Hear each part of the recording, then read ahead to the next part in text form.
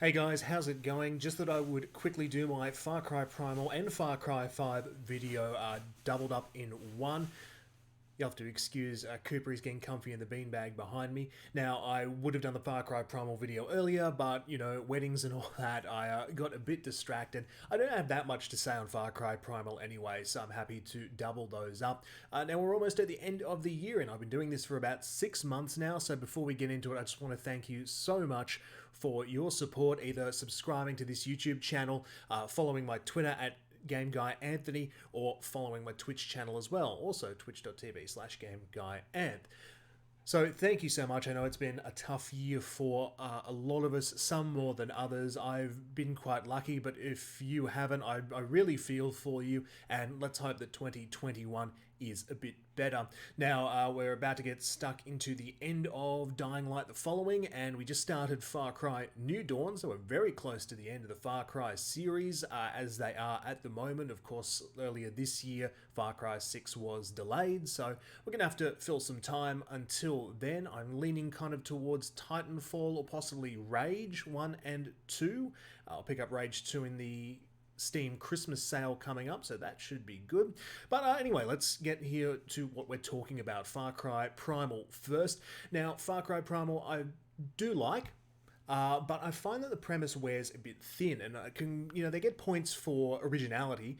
How many caveman games can you think of? But yeah, the concept I found to be a bit boring about halfway through. It's very easy to unlock stuff, and you really only need the bows. All the other kind of tools and berserk bombs, poison bombs, they tend to be a bit superfluous. Same with the owl. I never really felt the need to upgrade the owl beyond its basic primitive binocular technology that it gives you, although it's got kind of an Assassin's Creed vibe to it.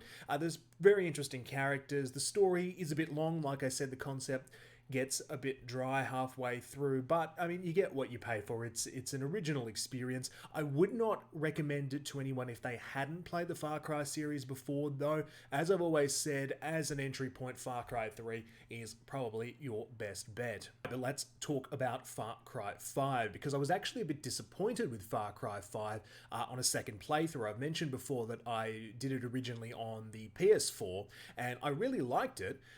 First time through, at least. Playing it a second time, I kind of realised actually how over bloated it is, and this seems to be a problem with a lot of the Ubisoft games that have come out in the last few years. There's so many missions and fun things to do, but there's no real point to doing any of them, because you're not earning experience. You upgrade through perk magazines that you find in the world. You can get cash, but really once you upgrade your core weapon base, there's not a lot of point. And the resistance points system, I've griped about this before, you earn resistance points way too fast, and they just railroad you right through the story, whether you want to be or not. And once you've liberated an area from one of the Peggy lieutenants, the area is really boring.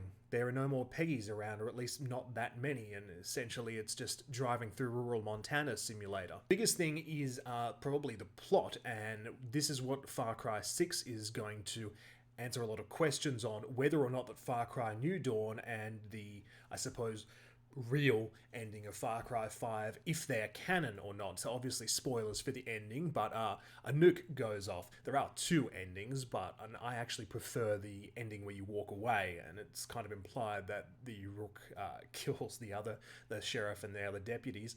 But the proper ending is the nuclear explosion goes off, and it's a bit unclear on whether or not that actually happens. There is a theory that it could be like a bliss-induced dream, but that of course turns at least Montana in the northern US into a bit of a nuclear wasteland, and we see that and the fruition of that in New Dawn.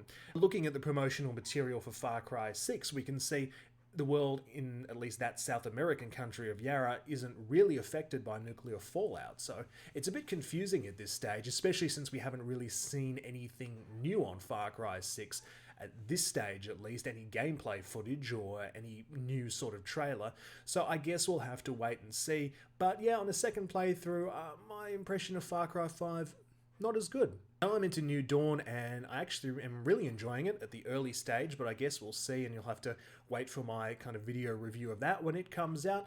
But yeah, time to get back into it. I've actually got to go live right now. So anyway, thanks again for your support, guys, and please let me know in the comments below if there's any particular series you would like to see me play.